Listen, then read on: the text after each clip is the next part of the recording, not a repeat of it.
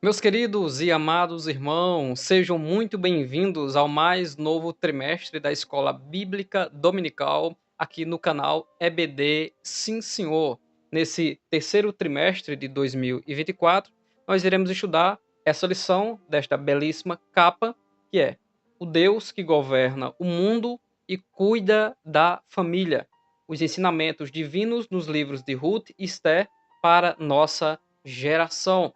Então, eu já quero convidar você para estar conosco durante todo este trimestre, onde nós estudaremos também 13 lições e tirando verdades bíblicas e a aplicação para a nossa vida diária, a fim de exaltarmos ao Deus que está no controle de todas as coisas e que continua preservando o seu povo. Na lição introdutória, nós falaremos um pouco sobre o perfil de Ruth e o perfil de Esté, trazendo a etimologia do nome e como elas foram protagonistas de suas histórias em seus livros para a conservação do propósito de Deus, sendo obedientes, sendo submissas e cumprindo o seu papel de uma mulher de Deus. Fica conosco até o final. Você está no canal EBD Sim Senhor, o canal que é 100% nordestino, paraibano e campinense. E o título da primeira lição é Duas importantes mulheres na história de um povo. Como é costume a nossa abordagem nas lições, normalmente nós fazemos uma etimologia da leitura bíblica em classe, versículo por versículo. Depois nós iremos aqui analisar cada tópico. Porém, esta lição é uma lição introdutória e o objetivo dela é trazer o perfil das personagens. E o texto bíblico, ele narra parte da história que nós iremos tratar de forma mais pormenorizada, mais minuciosa nas questões seguintes, nas lições seguintes. Então, não há necessidade aqui de trazermos uma exegese de versículo por versículo. Porém, quero pontuar algo dentro do texto de Ruth, capítulo 4, versículos 13, 14 e os versículos 21 e 22. Em Ruth 4:13 diz que o Senhor lhe concedeu conceição e ela teve um filho. Esse filho é o Obed, que significa servo. Então o texto de Ruth está dizendo que o Senhor, que Deus e Yahvé, concedeu conceição, capacidade para gerar de Boaz, e assim ela trouxe à luz o filho que seria Obed. No versículo 14, as mulheres disseram a Noemi, a sogra de Ruth: Bendito seja o Senhor, Deus Todo-Poderoso, Yahvé, Adonai, que não deixou hoje de te dar o remidor, e seja o seu nome afamado em Israel. A que era amargurada agora estava exaltada pelo agir de Deus nessa história gloriosa. E nos versículos 21 e 22, trazendo a genealogia, diz que Salmão gerou Boaz, e Boaz, que casou-se com Ruth, gerou Obed, que significa servo, e Obed gerou Jessé, e Jessé é o pai de Davi. Isso significa que Ruth e Boaz são os avós do rei Davi. Salomão é o bisneto, né, de Boaz e Ruth. Então, vê a ação de Deus para que o propósito de Deus seja firme e seja estabelecido, assim como Deus sempre trabalhou entre os reis de Israel, no período dos juízes, no período do tempo intertestamentário, Deus conservando o seu povo para que o seu propósito e a promessa que ele fez a Abraão se tornasse firme. É de suma importância para você, professor de escola bíblica dominical, você, professora de escola bíblica dominical, que tome por base também a etimologia, ou seja, a origem, o significado dos nomes Ruth e Esté. E da mesma maneira também, quero convidar você a fazer parte do nosso grupo no WhatsApp, que é o grupo do canal EBD Sim Senhor.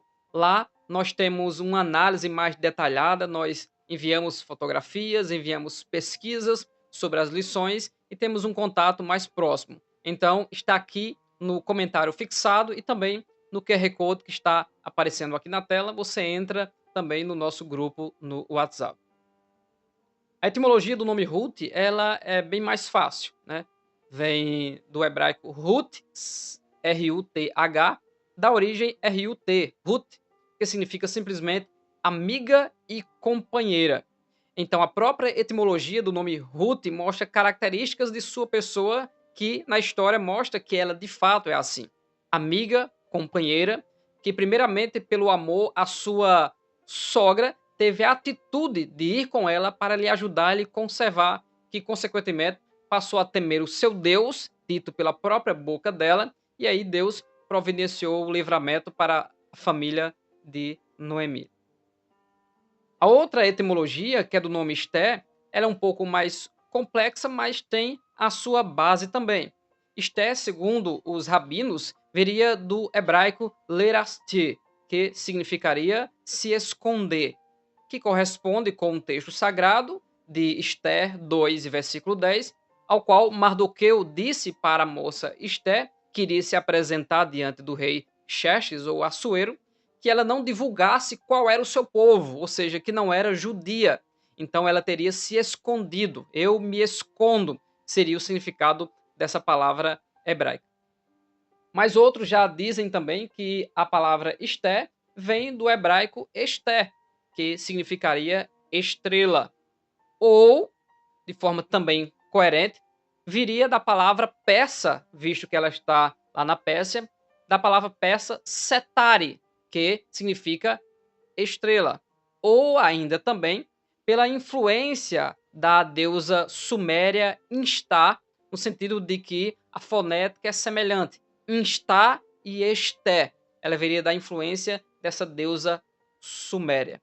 Todos sabem que aqueles que foram levados cativos, eles tinham os seus nomes mudados, como Daniel, seus 3 amigos, como José no Egito, que foi chamado de Salvador do mundo, ou Zafenat Paneá, e com Esté não seria diferente, visto que o próprio texto sagrado diz qual é o seu nome hebraico. E o seu nome hebraico é Hadassah, que significa murta, uma planta muito usada em jardins, como parede de jardins, muito usado também nos tempos antigos para decoração. Então, Hadassah, que significa murta, foi colocado o seu nome baseado em estrela do persa Setari, ou pela influência da deusa Instá, e aí veio o seu nome, Esté, que é um belo nome, que significa estrela. Quem estará comentando o nosso terceiro trimestre de 2024, o Deus que governa o mundo e cuida da família, é o pastor Silas Queiroz, que é membro do Conselho de Comunicação e Imprensa da CGADB, jornalista, bacharel em Teologia e Direito, procurador-geral do município em que reside, Ji-Paraná, em Roraima, e atua como pastor da congregação também nesta cidade. Então, nós seguiremos os estudos deste pastor, tanto na lição da revista, como também no livro de apoio, que também é fornecido pela mesma editora, ao qual essa revista é baseada no livro escrito pelo autor, que é o livro de apoio.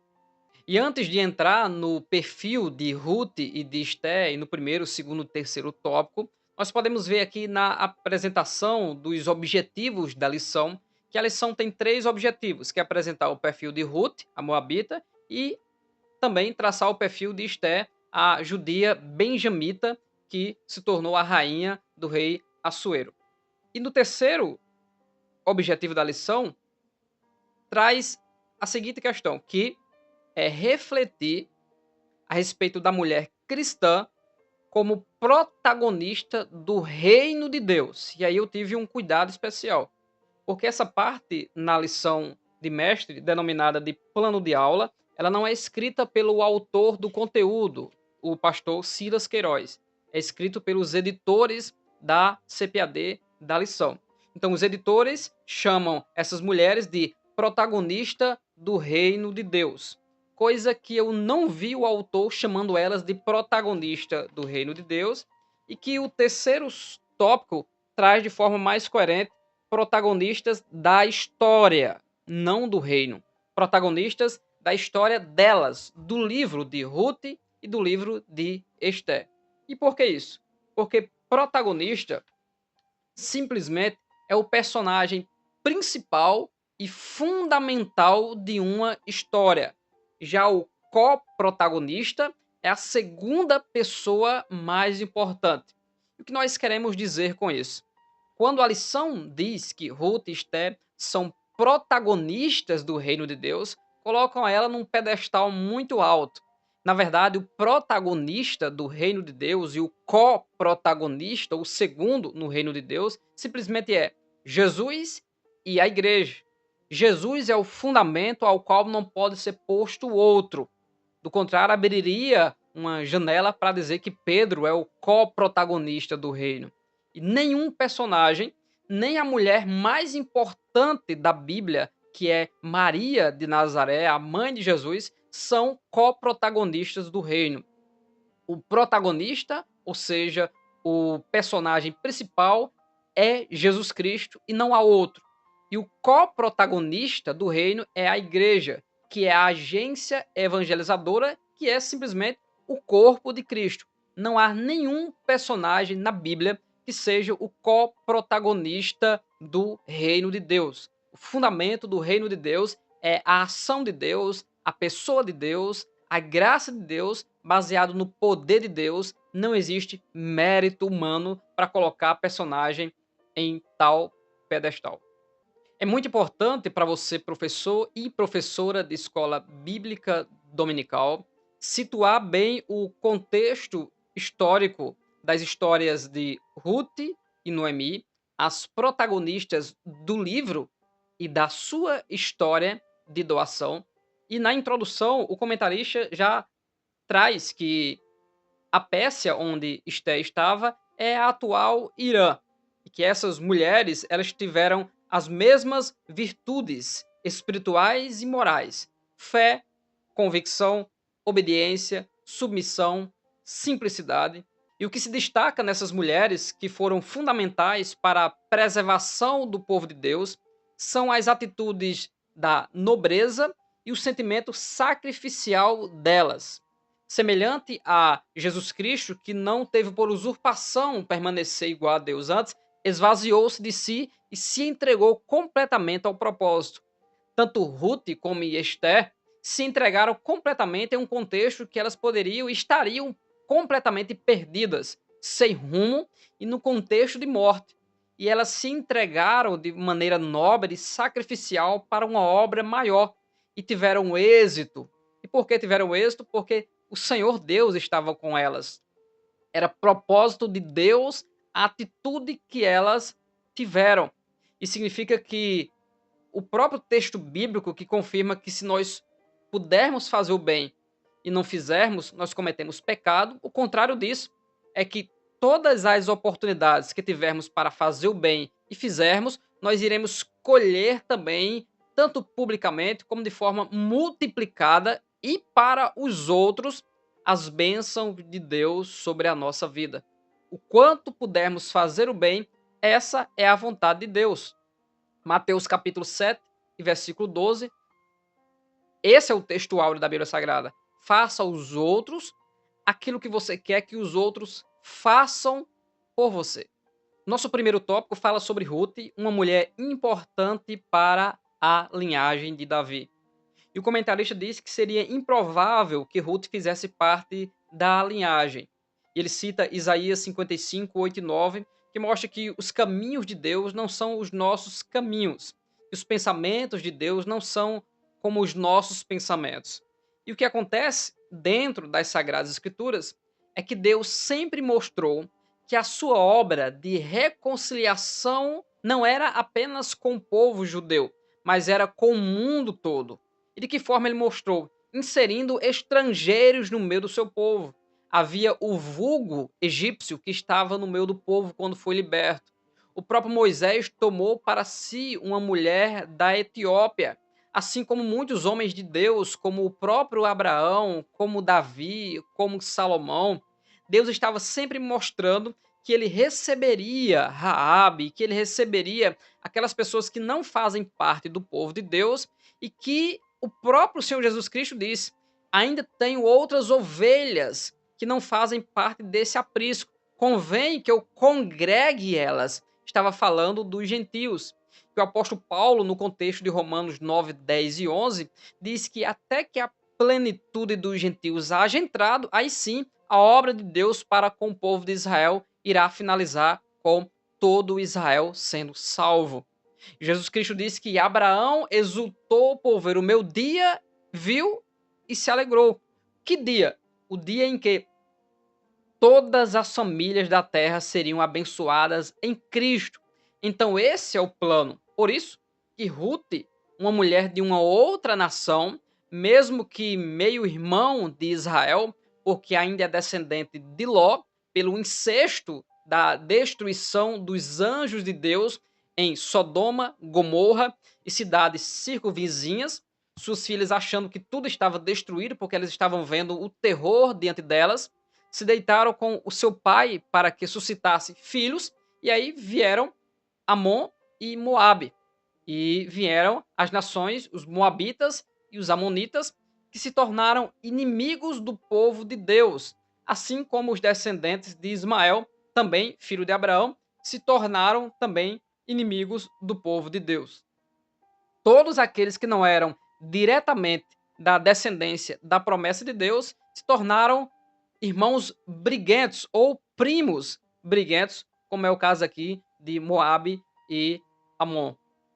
E Ruth vem desse povo que se tornou um povo idólatra, que não teme a o único Deus verdadeiro. O que acontece na história do povo de Deus é que todas as vezes que se pisa errado, que se pisa em falso, a responsabilidade das nossas atitudes também pertence a nós. Semelhante ao próprio Abraão, Deus não enviou ele para o Egito. Deus não mandou ele ir para lá. Tanto que Deus ficou calado com ele. Pela misericórdia, deu-lhe livramento, falou até com o rei egípcio, que liberou Abraão com muitos presentes, e ele veio rico, trazendo Agar com ele. E aí surgiu os problemas. Da mesma maneira também, a seca veio para Belém, e todos os moradores de Belém não saíram de Belém. Mas Elimeleque, com sua esposa e os seus filhos, saíram para a região de Moabe. E quando ficaram sabendo que a seca acabou, que Deus estava abençoando a terra, eles voltaram. Mas quando vinham voltar, Elimeleque, Malom e Quilion já haviam morrido. E agora só há Noemi e as suas noras. E aí começa a grande história em que uma delas voltou e a outra decidiu seguir a sua sogra, porque agora a sorte delas era uma ou outra. E ela seguiu a sua sogra, dizendo que o teu povo será o meu povo e o teu Deus será o meu Deus. Então ela estava se convertendo, deixando os deuses pagãos, e o Senhor Deus estava aceitando a jovem Ruth como uma serva sua. Por isso que a sua sogra lhe abençoa em Ruth 2 e 12 e diz: o Senhor, com letras maiúsculas, ou seja, Iavé, o tetragrama, o Senhor galardoe o teu feito, e seja cumprido o teu galardão do Senhor, Deus de Israel, sob cujas asas te vieste abrigar. Atitude nobre de submissão e de obediência, e de sempre seguir as diretrizes sábias de sua sogra Noemi, Ruth foi galgando o seu espaço de honra na presença de Deus, com as bênçãos que Deus estava providenciando para ela, mostrando Deus que ele é o Deus de todas as nações e não apenas o Deus de Israel. E o que aconteceu é que o seu casamento veio a existir não apenas com aquele parente que diretamente iria remir, segundo o costume de resgatar de volta a terra que havia sido vendida, pois esta faz parte da lei de Moisés, esse resgate, mas com o segundo, visto que o primeiro não queria. Ou seja, Deus providenciou tudo isso, até debaixo de profecias dadas por Noemi, que este homem, ou seja, Boaz, não descansará enquanto não resolver tudo isso. Ele estava destemido a ter Ruth para ele, e ela estava esperando que ele a recebesse por mulher. Deus estava providenciando todo esse contexto, porque o que Deus tinha preparado era muito maior. Por isso, nós não sabemos os planos de Deus.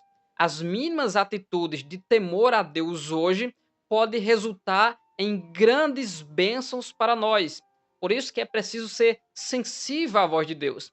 Estar onde Deus quer que nós estejamos, pregar e ensinar aquilo que Deus quer que nós viemos a fazer, e assim o nome do Senhor vai sendo honrado e, consequentemente, o seu servo também será honrado por isso.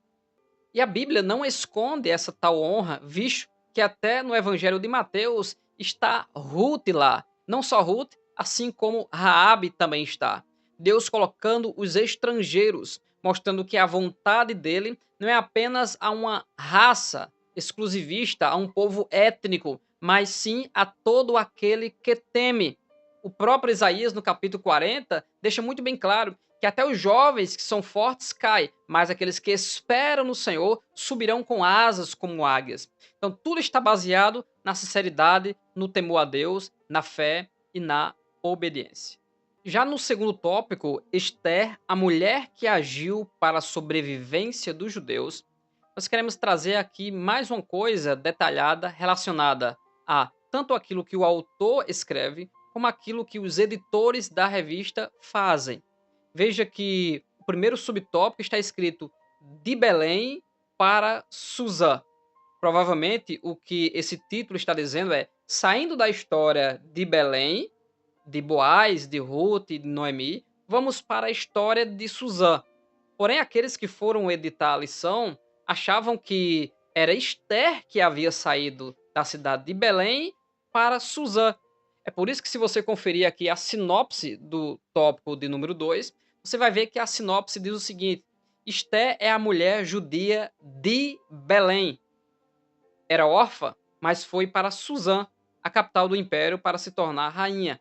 Provavelmente foi esse o entendimento para compilar a sinopse do tópico 2. Porém, em Esther capítulo 2 e versículo 5, lá é confirmado que Esther é da tribo de Benjamim e não da cidade de Belém. Já a cidade de Belém pertence a Judá. Belém é Frata, Belém de Judá, ao qual veio Davi e também veio o nosso Senhor Jesus Cristo. Esther é filha de Abigail, que é tio de Mardoqueu. Então, dentro da história e o relacionamento de Esther com Mardoqueu, então ali se dá o seu primo. Seu primo que serviu como um pai para ela, que lhe deu educação, que ensinou a ela a ser a moça, a mulher que ela foi, firme e que ama o seu povo. Já o nome hebraico para Esther é Hadassah. Hadassah significa murta. Murta é uma planta. Murta é uma planta que vem do gênero Myrtus communis, que é uma planta aromática pertencente à família Myrtaceae, que é originária da região do Mediterrâneo e conhecida pela sua ornamentação também na culinária e de forma medicinal. O interessante é que na própria religião, na cultura judaica, a murta é uma das 4 espécies de plantas usadas durante a celebração da festa chamada de Sukkot. Sukkot é a festa dos tabernáculos, que faz o povo de Israel lembrar que estiveram durante 40 anos vivendo no deserto para exercitar sua humildade, ou seja, é a manutenção do ego, para nos tornarmos humildes diante do Senhor. Então fala de libertação. Olha só, o nome Hadassah fala de libertação, fala de salvação e também, no contexto espiritual, estaria o nome Hadassah ou Murta relacionado à eternidade, à graça de Deus e à eternidade. Veja como é importante, dentro da cultura judaica, essa questão da impressão do nome. Tanto que, quando o nome não mostrava o que tal pessoa ia ser, o próprio Deus trabalhava para mudar. Como, por exemplo, Abrão, pai de um povo, Abraão, pai de uma multidão de povo. Como, por exemplo, Simão, que Jesus Cristo chamou de Petrus, que viria a ser Pedro, que significa pedra. Não pedra como rocha Jesus, mas a pedra que nós todos somos pedras desse edifício, que é chamado de igreja. Então Pedro estaria firme, seria uma pedra, por causa do Espírito de Deus que mora nele, assim como mora em mim e mora em você que nos assiste. Todas as duas histórias falam de providência divina. A providência de Deus em trazer uma jovem moabita para preservar uma família, a bênção de Deus de providenciar que uma judia, mesmo homens dentro da fortaleza Suzã, respirando ódio contra os judeus, ela adentrasse lá para ser uma das moças que seriam escolhidas pelo rei, e ela foi a escolhida e passou a ser a rainha. E mesmo assim, sendo proibida, segundo a sua vontade, entrar na presença do rei, ela arriscou a sua própria vida de forma sacrificial para que seu povo fosse liberto dessa trama maligna, semelhante a lá o início da Segunda Guerra, para tentar exterminar a raça judaica, coisa que mais uma vez os inimigos do povo de Deus não conseguiram. Então é um contexto em que uma pequena porcentagem do povo judeu já havia voltado para a terra de Israel, porque o pastor ungido por Deus, Ciro o Grande, conquistou a Babilônia. E agora os reis, na sequência, seguem, mas o povo de Deus está lá. E aí nós vemos uma coisa muito interessante. Quando o povo de Deus está acomodado, a fim de não voltar ou voltar a fazer a obra de Deus, sempre Deus entra com disciplina e mostra o seu livramento para trazer arrependimento e gratidão. Nós podemos ver em Ageu, que é contexto de Esté, mas Ageu está lá em Jerusalém, em que Ageu escreve que vocês plantam muito e colhem pouco, ou seja, tem prejuízo, porque não querem fazer a casa de Deus, não querem construir o templo, mas quando eles colocaram a primeira pedra e decidiram construir, aí Ageu diz, por causa disto, desde este dia eu vos abençoarei. E porque a grande porcentagem do povo judeu ficou lá, Deus permite que Amã se levante e aconteça essa grande ameaça contra o povo, que Deus mais uma vez mostra livramento e que veio coisas grandes disso. Veio até a festa de Purim, ou seja, até a celebração de mais esse grande livramento ao nível do mesmo livramento da terra do Egito. Veja como o nosso Deus é o Deus da providência. E o que é o Deus da providência? Semelhante ao próprio José, que foi levado para o Egito para livrar o seu povo da seca. Providência é ver de forma antecipada e trabalhar de forma antecipada para livrar do mal que viria lá na frente. Essa é a ação do nosso Deus. Deus já vê que o mal vai nos alcançar e de forma antecipada vai nos tangendo, nos fazendo tomar atitudes para lá na frente ficar livre desse mal que possa nos alcançar. Louvado seja o Deus Todo-Poderoso por causa disso.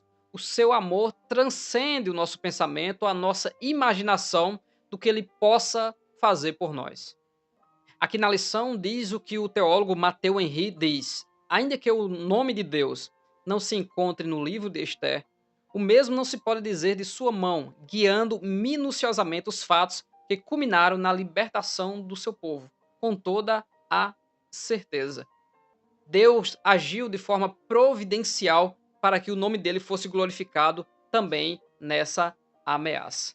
Já o contexto de Ruth é um contexto em que cada um fazia o que bem parecia aos seus olhos fazer. É um período de rebeldia do povo de Deus de quase 300 anos, adentrando ainda no livro de Samuel, onde a palavra de Deus era muito rara, não havia visão manifesta, semelhante ao período interbíblico, em que Deus não se revelava com tanta frequência por causa da desobediência do povo. No Novo Testamento, em Nazaré, Jesus só pôde fazer alguns poucos milagres tendo que impor as mãos por causa da incredulidade deles, o que deixou Jesus maravilhado da incredulidade deles. Ou seja, Jesus teve que ser um pentecostal lá por causa da incredulidade, porque Deus trabalha de acordo com a entrega humana. Quanto mais entrega há, assim como José, assim como Ruth e assim como Esther, aí Deus age de providência e o livramento é maior e a bênção de Deus é maior. E adentramos agora no terceiro tópico, que é mulheres de Deus que são protagonistas da sua história. E esse protagonismo feminino foi muito importante em muitos momentos. O próprio Deus usou um anjo que chegou a uma moça e disse que ela ia ficar grávida. E ela, cheia de fé, disse: como será isso que eu não conheço varão? E quando ela diz para o anjo: Eis aqui a serva do Senhor, cumpra-se em mim segundo a tua palavra, o anjo foi embora, porque ela aceitou a obra. Ela não se preocupou com José, não pelo fato de não considerar José, mas pelo fato de crer no que Deus estava falando. E por causa disso, Deus foi até José em sonho, não apareceu o anjo para ele, mas apareceu em sonho, e ele acreditou e foi um marido exemplar, e aí veio Jesus Cristo. As mulheres nas Sagradas Escrituras tomaram atitudes de fazer Jesus mandar honrar elas em todo o tempo enquanto esse evangelho for pregado. A Maria, mãe de Jesus, ela diz: E todas as gerações me chamarão de bem-aventurada, ou seja, mulher mais famosa e honrada por Deus.